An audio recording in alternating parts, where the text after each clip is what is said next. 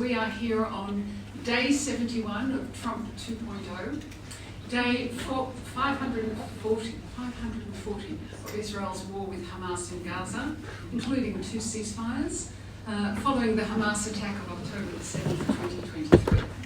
Some 1,200 Israelis died that day and 251 were taken hostage into Gaza. 59 remain there, 24 are believed to be alive, 22 Israelis, 1 Thai and 1 Nepali. It's believed that more than 50,000 Palestinians have died in Israeli air and ground attacks during this time. Some 20,000 of them Hamas fighters, and Hamas leaders Yahya Sinwar and Mohammed Deif, the planners of the October 7th attacks. A large number of the Palestinians who died, the Palestinian civilians who died, were children. Now during Eid al-Fitr, which is the Muslim feast that follows Ramadan, Israel has issued large-scale evacuation orders for basically everyone in Rafah. So that's 1/5 of the area of Gaza have to leave their homes now. Some of them, of course, only returning to their homes recently. In the past week, in a first, we've seen thousands of Gazans marching in their ruined cities and protesting against Hamas. We haven't seen that before. It was tens of thousands, including in Hamas strongholds like Jabalia and Khan Yunis, well, former Hamas strongholds, I should say, like Jabalia and Khan Yunis, and it gathered momentum. And then Hamas, which hadn't acted, came down quite heavily. There have been, with the aim plainly of deterring the protesters. So people were beaten up, tortured, delivered almost dead to their families, and that has had the intended aim because 6 people were killed by Hamas over the past 48 hours, let's say. And so the protests are dying down. A note about me. I just want to let you know that I was in Jerusalem, woken by sirens on October the 7th, and covering this story from that time. I actually don't have any words for the sorrow, what it has been, what it has meant to chronicle the sorrow and the suffering, because these two enemies know each other very well, like people in a long bad relationship, and knew exactly how to reduce each other to their lowest points. So that meant that the job of chronicling this, just as a reporter, not as a participant, has been hellish, just that much of it. But I want to look ahead. I want to look now to the enormous amount of news that we've seen in the past, well, since Donald Trump's election, really. And I'd like to take you through it and I think ask the questions that I've been asking myself as I look at all this. So first of all, let's go back to the 19th of January, because the 19th of January, the day before Trump took office again, was the day the Gaza ceasefire went into effect. It's the second Gaza ceasefire, and it was negotiated by the Trump team. On the 4th of February, so about 2 weeks later, Benjamin Netanyahu was the first visitor to Washington, the first foreign leader to visit Donald Trump. And in a joint press conference, which I'm sure you will remember, Donald Trump was talking about his plans for Gaza, which included building a Riviera in the Middle East, in the Gaza Strip. Some of that detail, it seems to have fallen by the wayside, because when he was asked, he said, yes, the people would have to go, obviously, or you couldn't do the rebuilding, but would it be a forcible eviction, since he also seemed to let drop that they wouldn't return. So all of those details, the reality of it seems to have been lost, and I think probably just as well, because I don't know that it would be possible to forcibly remove 2 million Palestinians from Gaza. I don't think that would actually be a live possibility. But it was what was being discussed on the 4th of February in Washington. In mid-March, by mid-March, we have seen Benjamin Netanyahu. It's extraordinary how much politics, I just have to say, it's extraordinary how much politics we see, because first of all, just in March, we saw the effects of that ceasefire. And what that meant was that 33 Israeli hostages and 5 Thai nationals were returned. Hundreds of Palestinian prisoners held in Israeli jails were returned to Gaza and the West Bank. One of the Israeli hostages who returned was Yarden Bibas, a man who was taken from his kibbutz near Oz on the 7th of October, along with his wife and 2 red-headed children. I'm mentioning that because they were, the images of them being taken became quite famous, and the Israeli concern to return those children also became very, very well known within Israel and actually internationally. And the children were aged 4 and 9 months. Yarden Bibas was returned during this, they were held separately, he was returned during this second ceasefire, but his wife and children returned in body bags. He has gone on American television this weekend, on CBS, on 60 Minutes, to talk about his experience and to turn to Donald Trump, because he doesn't trust his own Prime Minister to bring any of the other hostages home. So I just wanted to give you a feeling for how the two stories are entwined and how members in the Israeli public are actually looking to Donald Trump, could you believe such a thing, looking to Donald Trump to step in where they feel their own Prime Minister is not. The ceasefire ended on the 18th of March, that's 2 weeks ago today, and it ended in Israeli airstrikes. And on that first day of airstrikes, because it was a shock to Hamas, because Hamas were out, that is above ground, not below ground, and a shock also to Gaza's civilians, the Hamas-run health ministry said that 400 people died in that first day. That's a total that we haven't seen, a high daily death total that we haven't seen, I don't think, since the end of November 2023.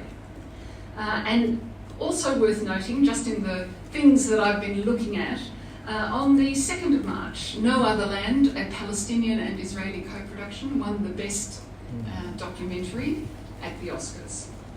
And it was produced by Hamdan Bilal, and Palestinian Hamdan Bilal, and Israeli Yuval Abraham. 3 weeks later, dozens of Jewish settlers attacked Bilal in the West Bank, wounding him and others.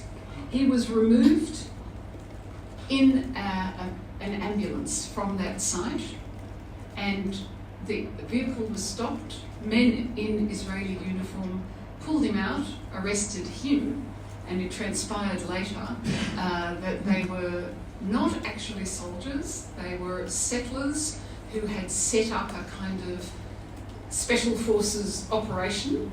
They handed him to other soldiers. He did get, in the end, to hospital in Ramallah. But I just thought, as a microcosm of the world of that film that he made, that he and Yuval Abraham made, you know, that was worth looking at as well.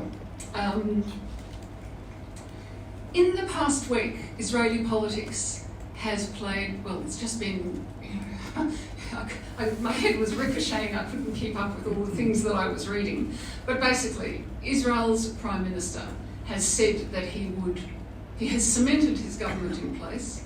He has said that he intends to fire, and then has indeed fired, the head of the Shin Bet, that's like Israel's ASIO, I guess is the closest way I could describe it, the security services. And, hello, Willa. So he got to the head of the Shin Bet, said that he was going to fire him, did indeed fire him, and then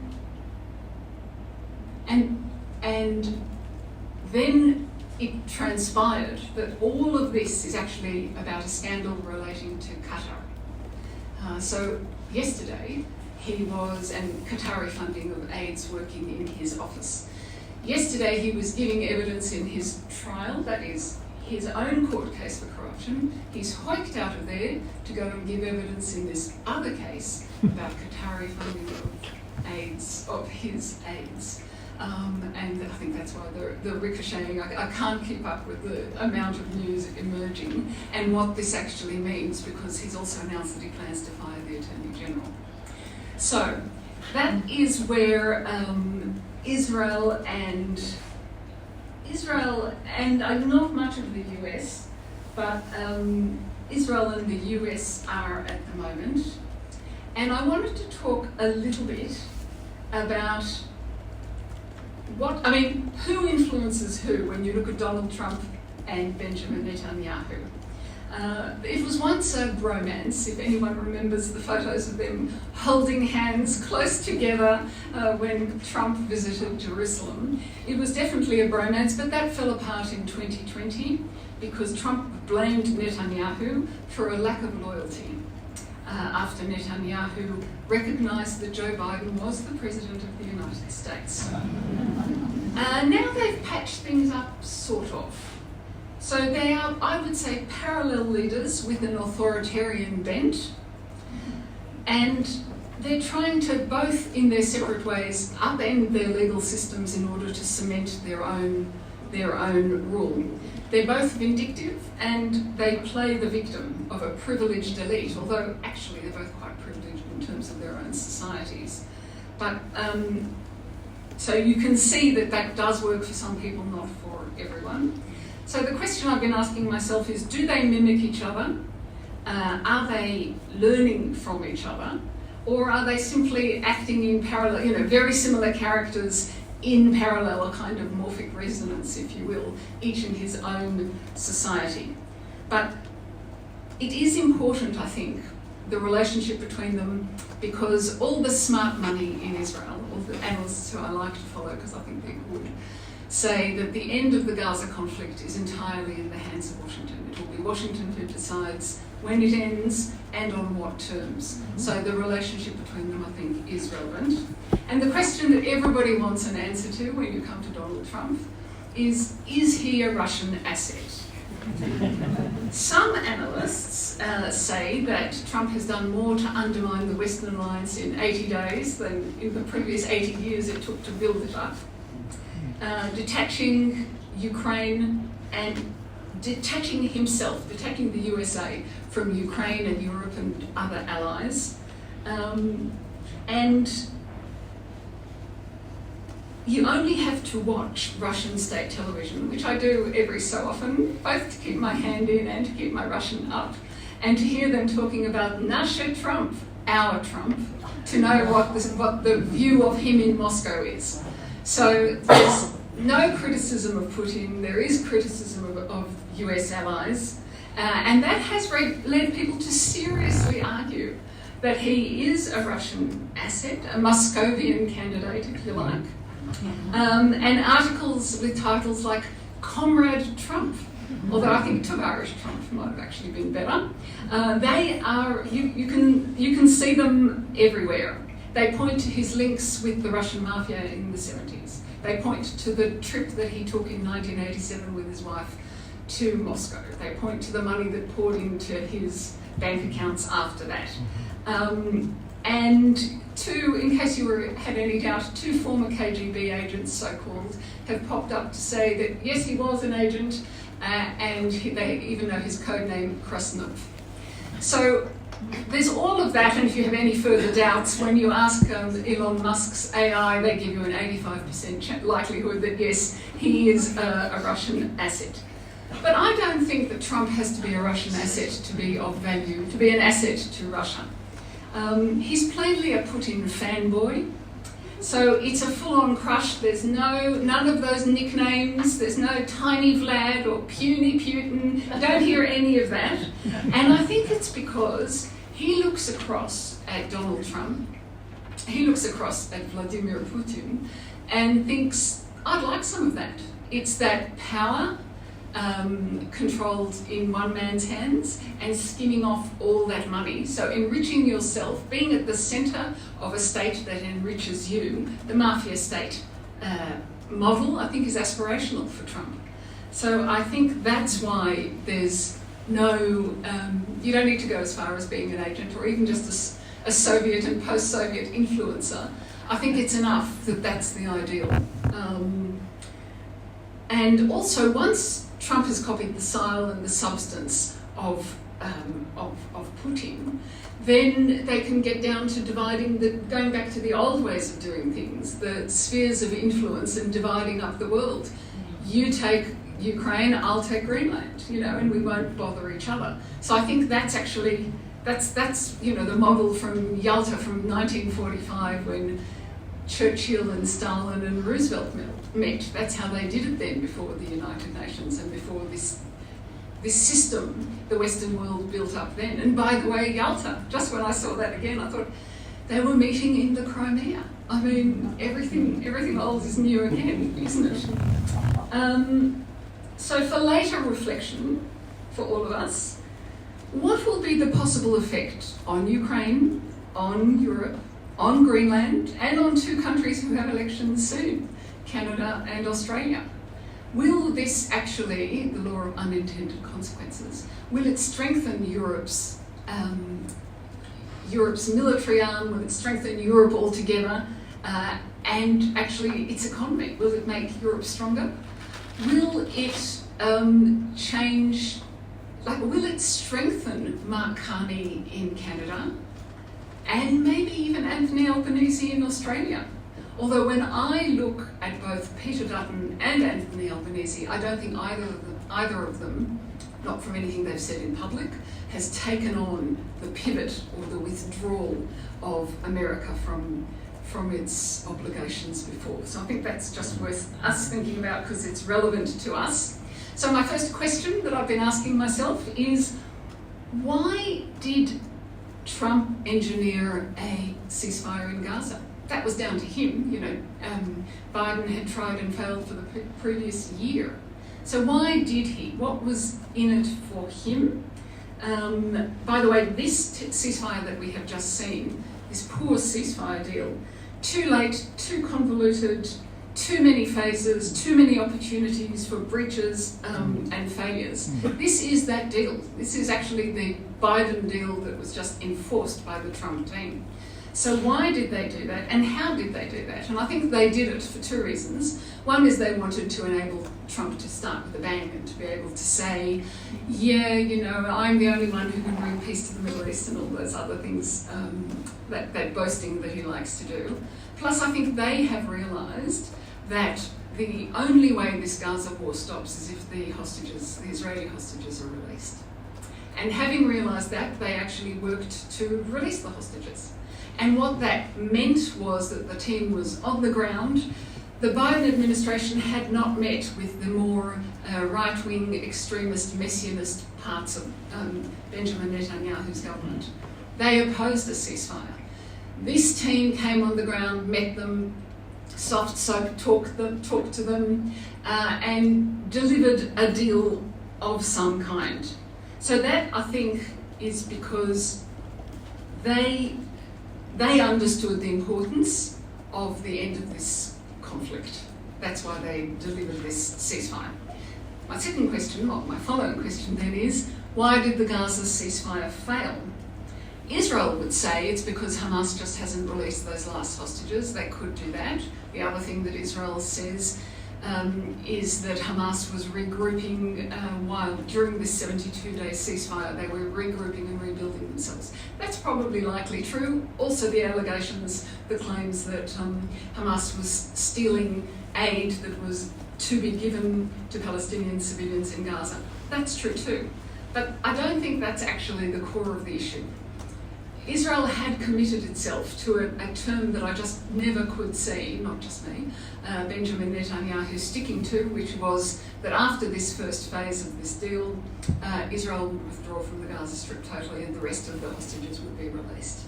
And given the government that he has, it's the most far-right government in Israel's history, I just couldn't see that happening. And what do you know?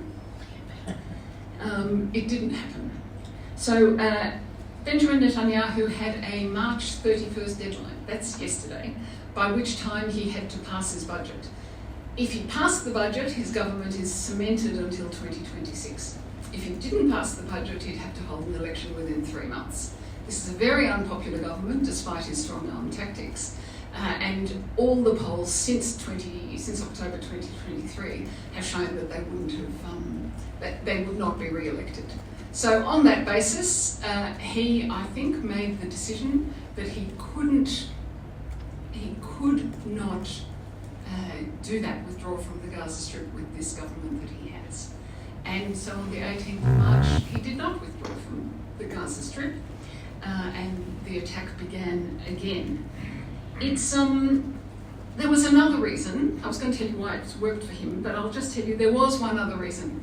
You know, Henry Kissinger used to say that Israel has no foreign policy, only domestic politics. I think you could now refine that and say that Israel's politics is about the survival of this government, and particularly its longest-serving Prime Minister, Benjamin Netanyahu. And he is embroiled in this scandal I was starting to tell you about, called Qatargate. Aren't they original? There was a Qatargate, you'll remember, in Europe in 2022, I think, when there was Qatari funding going to the EU Commission there. And what this Qatargate is the finding that 3 people within Netanyahu's office, close aides who worked with him, some for a long time, but anyhow are in his office all the time, including during this war. The allegation is that there was money being funneled to them from Qatar, which also funds Hamas. So funding not known about, paying for Netanyahu aides. They say one of the arguments that I've heard is that they were just lobbyists, but the fact that it wasn't known has made it very problematic for Benjamin Netanyahu. And what's quite interesting is that it came out in, let's call it February, so 6 weeks ago. The Attorney General then announced that it was a media scoop, by the way, long live the free media. The Attorney General said that the Shin Bet and the police, so that's the Israeli Internal Security Service and the police, would be investigating officially. Then Benjamin Netanyahu says, well, he's going to fire the head of the Shin Bet. And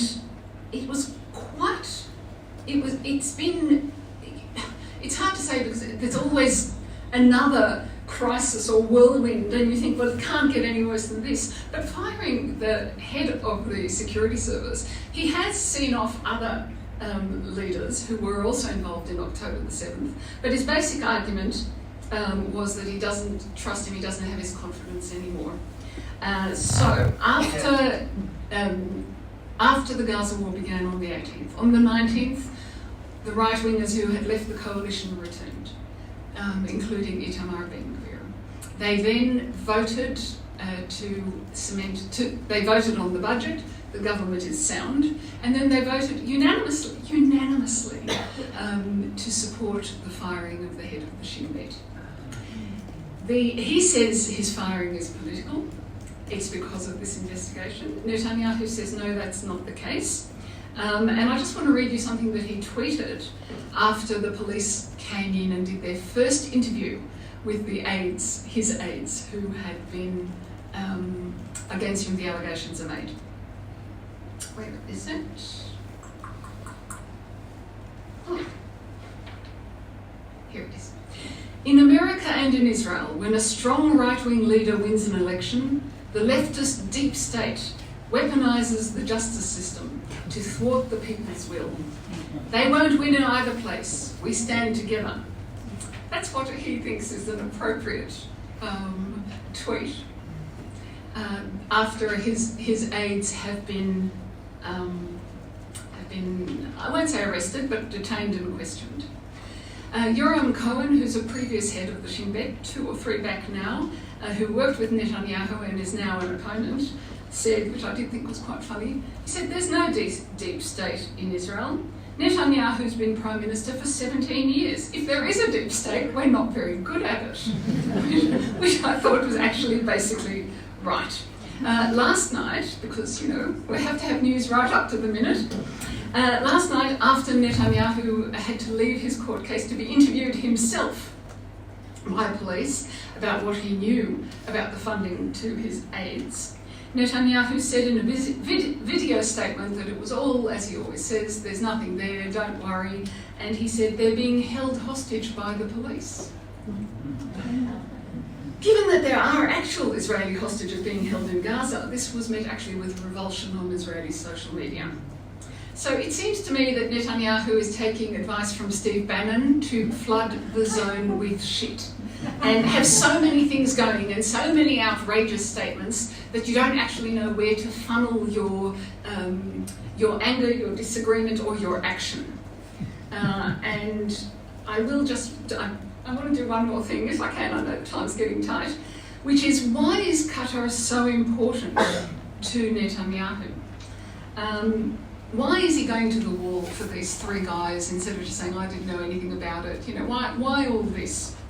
And I think it's, you know, he's looking down the barrel of a constitutional crisis, especially if he fires the Attorney General, who's also the Director of Public Prosecution. So she's actually prosecuting him. So he can't fire the woman who's prosecuting him without making, you know, very big legal problems for himself, which is why I think all that deep state quite sees, you can see where he's going with that. But the thing about Qatar is that the public in Israel has demanded, from the beginning, has demanded an inquiry, like a royal commission, into what went wrong on October the 7th. Because when you hear the stories of the failure of the military, the failure of intelligence, even heard conspiracy theories that Israel planned it, which I can confidently say is not so. But they want an inquiry and they want answers. And Benjamin Netanyahu doesn't want to give those answers. His line is, and this is something he said about the head of the Shin Bet, he said, you know, the Hamas attack on October the 7th was at 6:30. And his argument has been consistently, they knew from 4:30 and they didn't wake me up. So I had nothing to do with it and it's their fault. Like that kind of level of argument. They didn't wake me up is something he repeats frequently.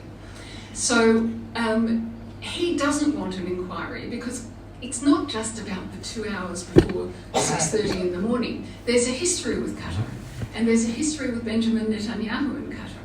And this history goes back to 2018, when Netanyahu allowed Qatar to fund Hamas, and no one else would allow them to bring money in. So what happened was that Netanyahu said to the Qataris, yes, okay, you can bring between $10 and $30 million a month in cash, in suitcases, and you can walk across the border from here. And that's what happened for more than 3 years. If you do the maths, it's hundreds of millions of dollars that went in, supposedly to help the civilians of Gaza.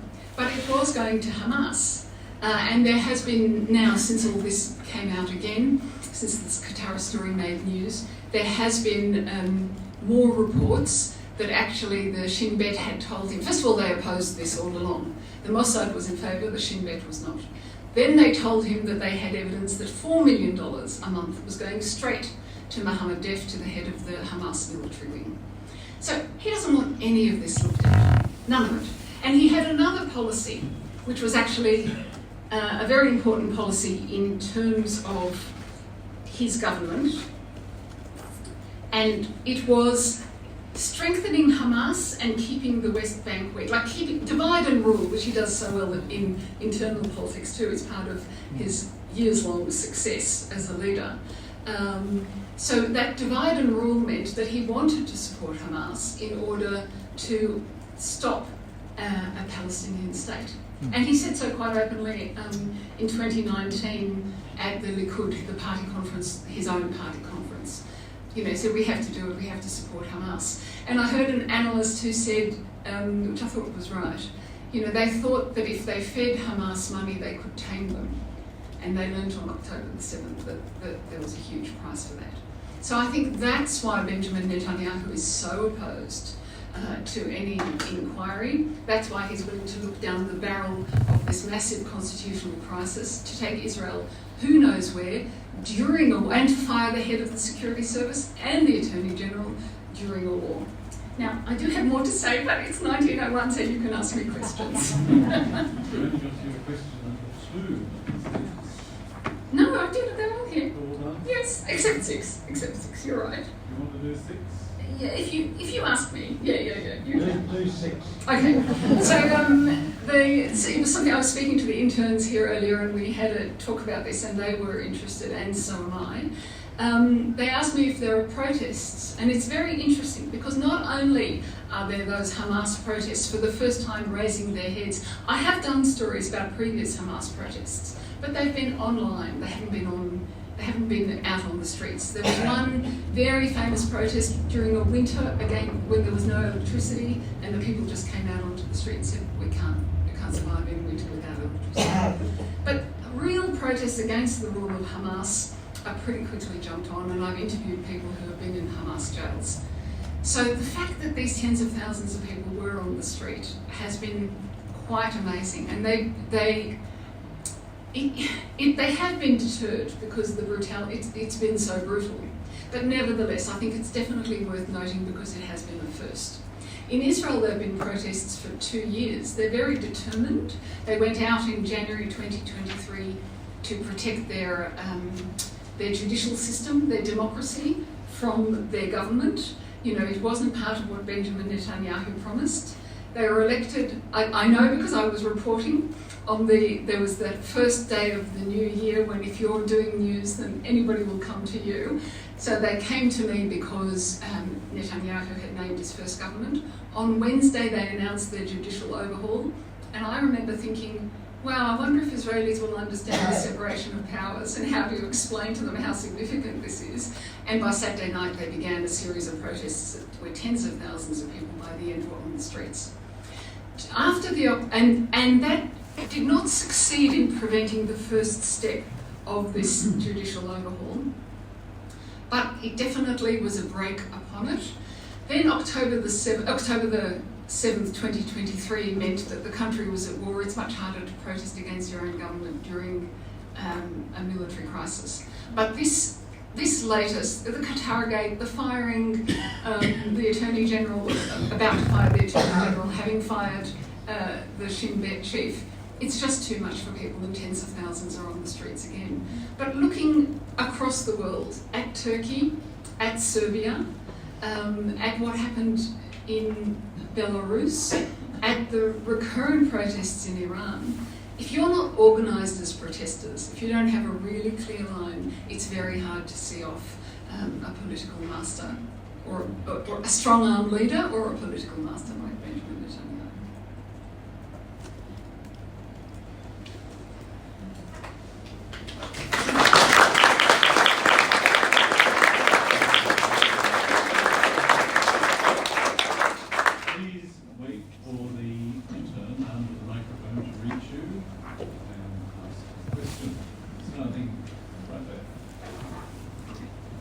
Harris, thank you for a wonderful talk. Fascinating your comment that in the end Trump would be the one who would resolve the Gaza issue. Do you have any thoughts about what sort of deal he can do, given that the surrounding Middle Eastern states are now simply locked into self-determination for the Palestinians, or a state for the Palestinians? So they say. I tell you what I think. I don't know what the package would be, but I think it will be a reality that will be determined by Washington's interests. They might support Israel in its current war or continuing this Gaza conflict for a little while, but then once their interests take precedence, for example, if they find themselves fighting with the Houthis in a more serious way, or Iran, which we haven't even mentioned, but keep an eye on that, or if they just decide that they want to go into Greenland, whatever they want, or they want to fight with Canada, whatever is the priority for Washington will determine when and how they say to Israel, okay, it's enough now. Yeah. I think. And the package, I did hear an Israeli analyst talking about this, and they said it's going to be the worst of all worlds because it will be a package that will leave Hamas in power because Netanyahu hasn't done the right thing about accepting any kind of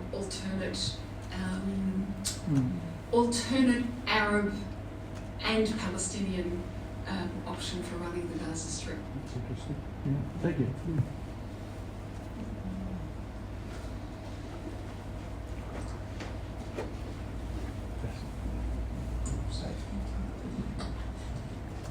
Thank you, Iris. It was fascinating. It's lovely to hear you in person instead of remotely for years and years and years. We've been hearing from both Trump and Netanyahu that anybody who is willing to leave Gaza can do so. Anybody who stays, that's it. Now, where are they actually proposing for them to leave? Is it Egypt? Have they done a deal with Egypt? Is it somewhere else? Or is it just unknown and they can wander off into the sunset and find something? I don't think it's real, is what where I'm heading towards. I did see a report about Egypt saying it would take some hundreds of thousands, but then that was one report and I didn't see it substantiated anywhere else. And hundreds of thousands isn't enough, and Egypt has traditionally not wanted to take them, saying, and I think with some justification, that it would only mean that the conflict moved to Egypt, that these parties would be fighting with Israel from Egyptian territory instead of their own. So Egypt has not long wanted to do that. And the other thing that it foundered on was whether or not these people could return, because maybe people would be prepared to leave. Let's even say half the population would be prepared to leave if they were going to come back to Gaz-a-Lago and it was going to be a better version of what they'd had before. But what Trump let drop was that there was no plan for them to return. So that's a very different proposition, isn't it? So I'm not sure it's a realistic thing at all. Look, I could be proved wrong. I have learned that I'm not a good predictor of many things, but at the present moment, I don't see it as being a realistic option.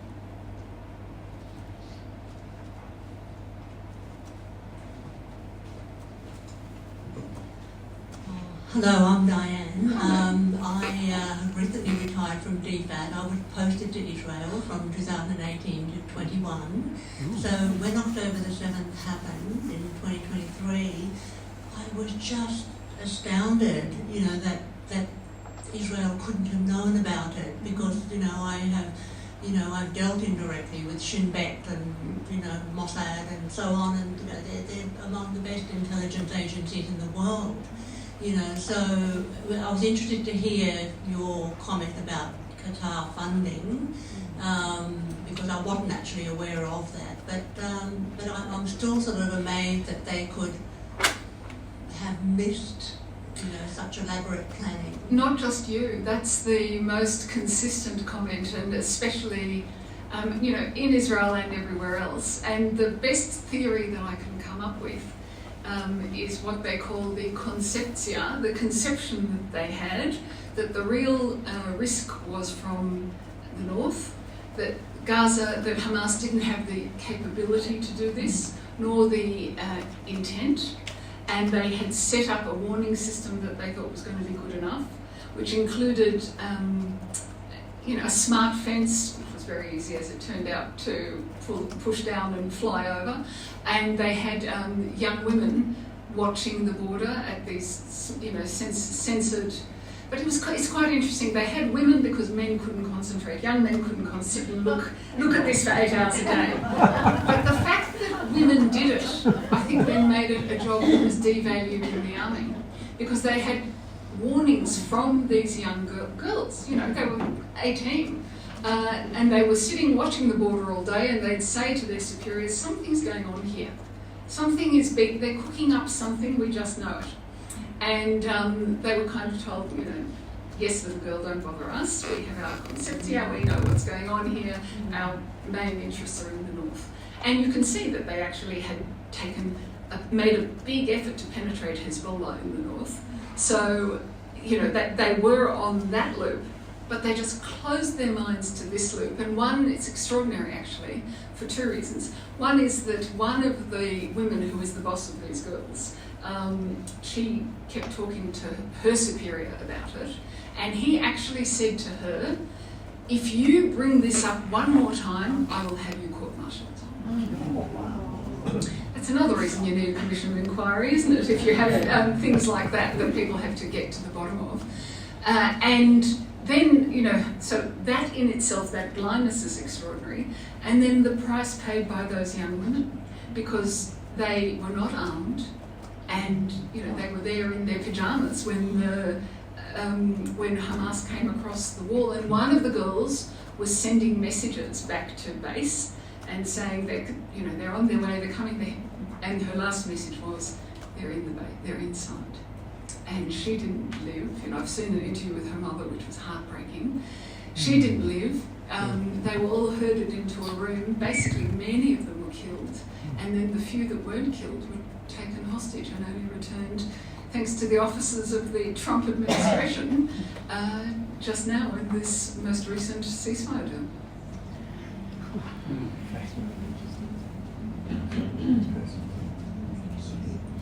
Iris, hello. Hello. Where is the Palestinian Authority in all of this? And in terms of the Qatari funding, was some of that about empowering Hamas in order to, or dividing the Palestinian Authority and Hamas further? Yes, definitely. That's Netanyahu's motive, or one of Netanyahu's motives for agreeing. I'm glad you've asked about the Palestinian Authority, because we focus a lot on Israeli politics, because there is Israeli politics. In the Palestinian Authority, it's just stultified. Mahmoud Abbas, who was second in command to Yasser Arafat and was going to be a temporary leader, if you like, is now in the 20th year of his 4-year term. And that's because Hamas took over in Gaza in 2007 by force, and what that meant was a division that the Palestinians still haven't really known what to do about, because their dream was always a state that incorporated the two.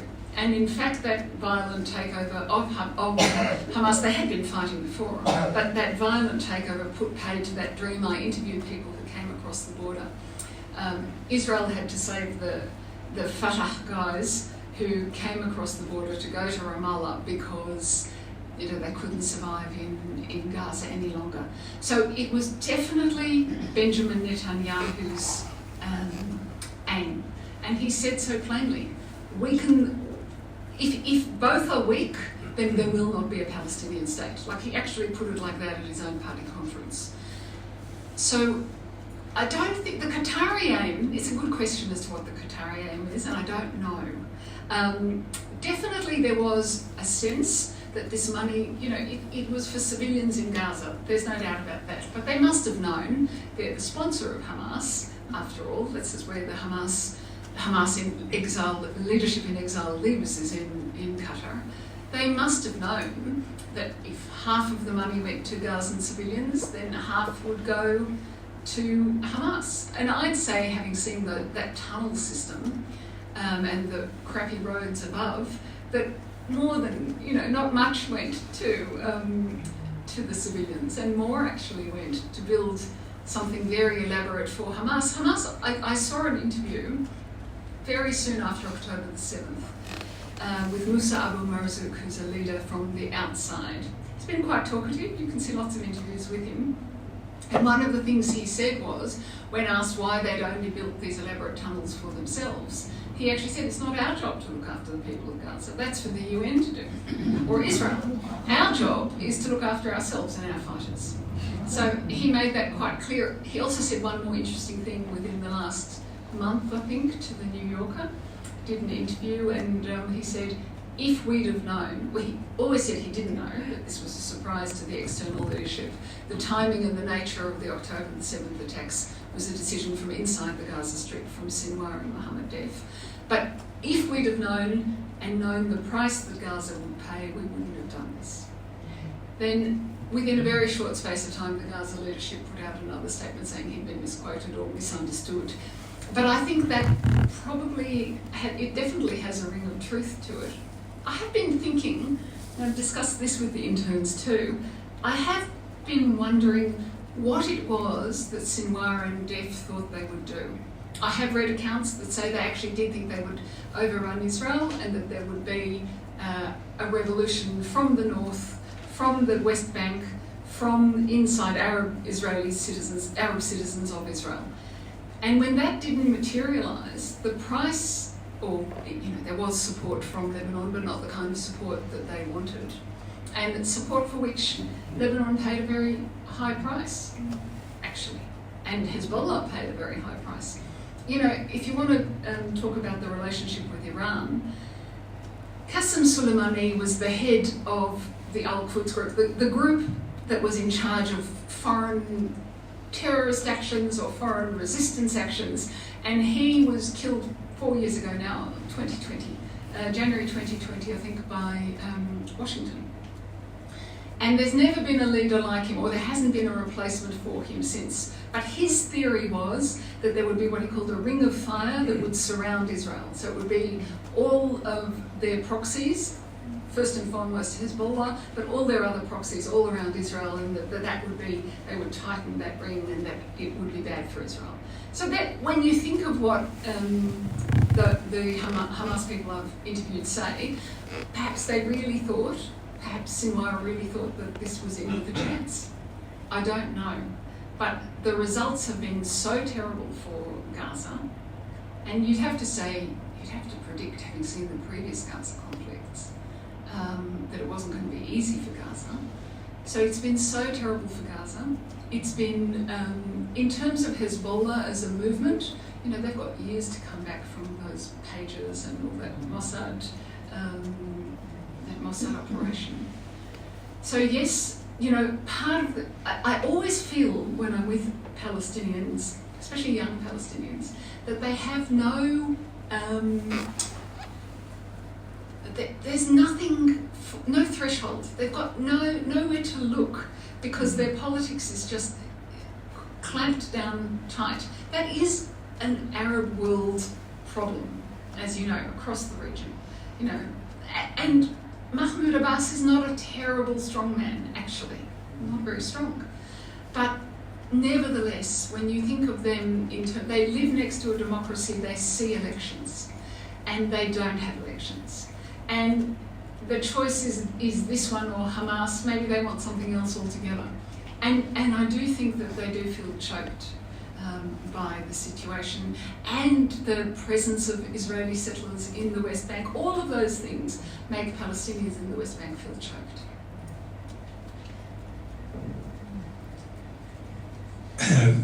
I was posted in Tehran in the 70s. Wow. Shah was in power, but I did get a sense of the strength of the Iranian people and what they feel, and their unification, their unity. One of the stupidest things that Trump has done was walk away from the JCPOA, the Joint Comprehensive Plan of Action. I know that I went back to Tehran with a group very recently. Wow. And many of the people there were convinced that Israel wanted to take out Iranian nuclear weaponry, and that they had it. What's your feeling about the Israeli intent towards, would they really like to have the United States attack Iran with nuclear weapons? Do the Israelis really feel that despite the fatwa that the leader of Iran has declared against nuclear weapons, that they're going ahead and build them? What's your feeling about this? I think they are going ahead and building them. That's the evidence that I've seen. And the question is then, what is your response? I've heard various Israeli analysts and experts in nuclear stuff saying that they're getting closer and closer to having the capacity. That's why they didn't want the inspectors any longer. Would Israel act is a separate question to whether there is an Iranian intent to build something. I'd say there is an Iranian intent to build something. I don't know, well, I do know that Israel hasn't got the capacity to act by itself. One of the lessons that was learned from the bombing of the nuclear facility in Iraq back in, whatever that was, 1980s, is when the Iranians were building their facilities, they decentralised. Like, it was possible to take out one reactor then and actually put that system back 50 years. Now, it's not as possible. But, the Israeli airstrikes, you remember that, I remember because it was a very stressful night when the ballistic missiles were coming into Israel, you when the last time was, in November. There was an Israeli response, and they said, we've only hit, what did they call them? We've only hit, it wasn't any military sites, we've only hit non-military, non-nuclear sites. But some of those military sites were dual purpose. And so I think that they had done quite a bit. And remember all that Stuxnet? Do you remember all the way back to that there was that, it was a... Enrichment class. No, but it was the way that, it was actually, this was actually I think was American, not just Israeli, but it was that they did it digitally. They went in, they kind of made the whole thing stop working. So it was an amazing thing, but that was American tech or American ability, maybe with some Israeli stuff thrown in. Israel has very good intel in Iran, very, very good, and I think it's partly because so many Iranian civilians are not supportive of their regime. And many, I saw a woman, it was quite funny to see a Mossad agent being interviewed on Israeli television. It was like, why are they doing this? But she was talking about her life in the Mossad. And she was born in Iran, and all her focus had been on Iran once she was in the Mossad. So, some of her conversations were in Farsi with people whom she persuaded. And she's talking about the methods she used to persuade people to do things they didn't want to do. It was quite a revealing interview, actually. So I do know they have very good intel, human intel, but I don't think they have capacity to work on their own. And I do think that there is an advancing Iranian nuclear project.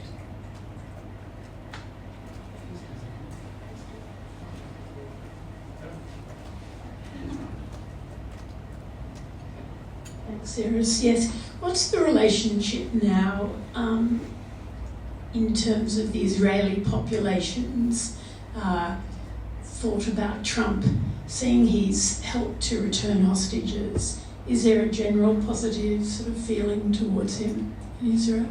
I think they have mixed feelings. They feel that thing that Yarden Bibas said to 60 Minutes, it's only Trump who got me out. I owe my freedom to Donald Trump. I owe the fact that I buried my wife and child in Israel to Donald Trump, and I want to get the remaining hostages out, and I appeal to Donald Trump. So there's that definite feeling that if you were to rely on Benjamin Netanyahu, you might be waiting a long time, till all his political issues are solved. I just saw the latest polls, which suggest that 70% of Israelis do not think that this latest war in Gaza is solely for military reasons. They don't trust the government. They think it's acting for its own political interests. That's a huge, huge vote of no confidence in the government, because going to war is a very serious thing. So I think there's that positive feeling about Trump. There is also a recognition that all the world shares that he's a very flawed human and a very flawed leader. And if you're on the right side of him at the right moment when you need something from him, like these hostages, the return of these hostages, then you try and you take what you can get. And there's other people who just see that he's dangerous. I tell you the interesting lesson from the treatment of Volodymyr Zelensky the other day, that shameful treatment of him, with Trump saying at the end, well, that'll make good TV, like playing what that was for Donald Trump. But what was interesting is that there are all these other freedom-loving Republicans who are very supportive of Zelensky and of Ukraine. And you didn't hear a word out of them. No one dares to criticise Donald Trump from within that party. So what that means is, once he turns on a dime, which he could easily do, for whatever reason, maybe legitimate strategic interests of the United States, once he turns on a dime, that broadcast is a lesson that it could be quite cold in Washington for Israel, I'd say.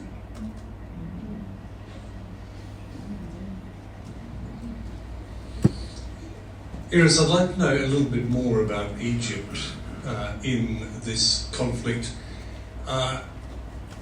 What is Egypt's position on the walls that it has built? You say that it doesn't want the conflict to spill over into Egypt, but we've seen a massive humanitarian disaster going on in Gaza, and yet Egypt has maintained these walls to prevent people from entering Egypt.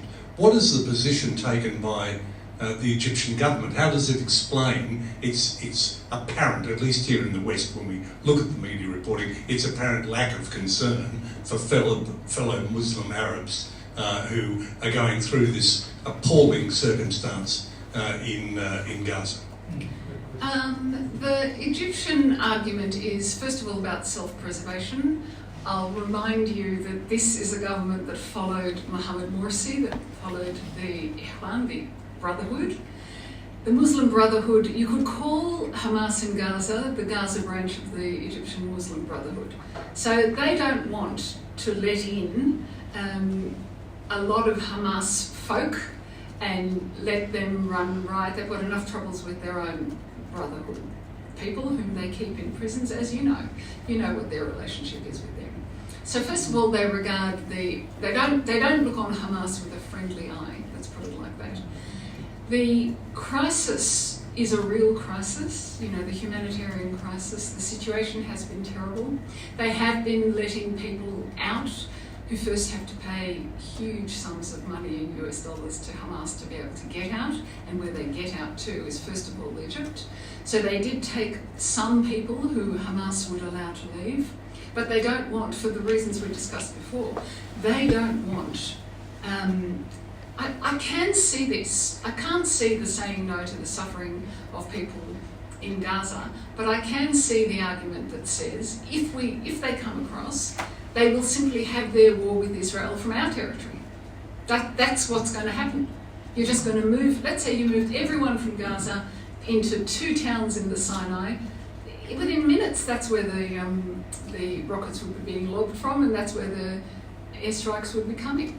And I think what Egypt says to itself, especially this anti-Muslim Brotherhood government, is we're going to stay right out of that. By the way, in 1973, I think, Sadat was offered, because Egypt did control the Gaza Strip many years ago, and he was offered it back by Israel, and he said, no, I don't want to be in control there, thank you very much. You've made this problem and you deal with it. We're getting very close to the end of our half an hour. We've got time for one more question. Someone would like to be that lucky last person? Right. Jeremy. My apologies for grabbing a second question. Can you give us a view about our media's coverage of Israel, Gaza, in terms of its bias, its thoroughness, and its sort of thoroughness in discussing and burrowing into the issues? You're going to be very cross with me because, first of all, I didn't see much of our coverage because I've only recently returned. And so I was focused on covering and not comparing coverage with other countries, even my home country. Since I've been back, it was quite a difficult period for me, and so I haven't been really focused on the news until Trump 2.0. So for the last little while, till January, I wasn't really focused. I had a few weeks off. But when I did walk past the TV, and my mum is a rusted-on ABC viewer, when I did walk past the TV, I really wasn't impressed. And I used to work at ABC News, and I thought, I don't like this coverage, and I don't like that. It's a nuanced story. It's not easy to cover that or to show that. When I was at the foreign correspondents meeting where I met you, I said that I had felt that maybe that I was there too long, or that it was a difficult war for me to cover. And another one of the journalists there said, no, you don't know how fortunate you are, because you're not just dropped in, you actually know what's going on, you've got all that years of experience in that place, and you bring it to this story.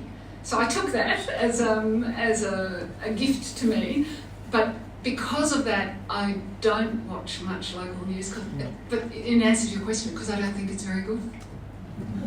That's quite right. One urgent question. Okay. Somebody else asked a second question, so I thought I'd be bold as well. And my question was about the media too. And I think I asked you this 12 months ago, Iris, I'm really interested. It was about the coverage in Israel of what's happening in Gaza and to what extent Israelis are seeing the suffering of Palestinians or not. Or not. It's quite an extraordinary thing. I don't know how the decision was made. I don't know whether it came from the government down or whether it was just that the main TV stations got together and made a decision amongst themselves that the Israeli news, I have to say, and Israeli media is of a very, very high standard. Fast, clever, really good journalists, because they've got a real story close to them that's important to them. And what they don't see, so somebody's made this as a clear-cut policy decision. They do not see any of the pictures that you see of Gaza, that I see of Gaza, because I go onto the wires. I don't see them if I turn on Israeli television.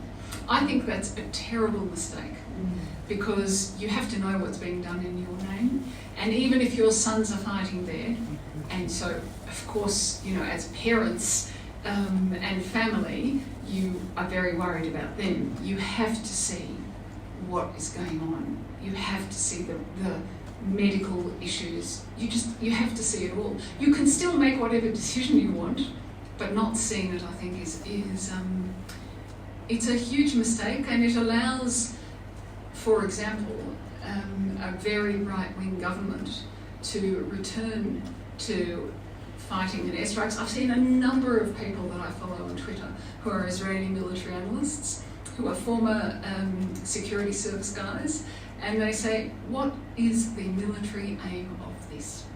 Where is it? What is it? You know, Netanyahu says we're going to negotiate for the return of the hostages from a position of strength. Well, most of the hostages came not via this, but actually via a deal. And it'll be a horrible deal, and it'll be a hard deal. All of those things are true, but it's also partly because it's taken so long to reach the deal. But if you don't get to a deal, they're just going to be, we heard from one of the returning hostages, they're going to be tied up, chained to a wall, and fed one piece of bread a day, and never seen the air or anything. So, you now know what the story is. But you can continue doing that because you don't see everything, I think.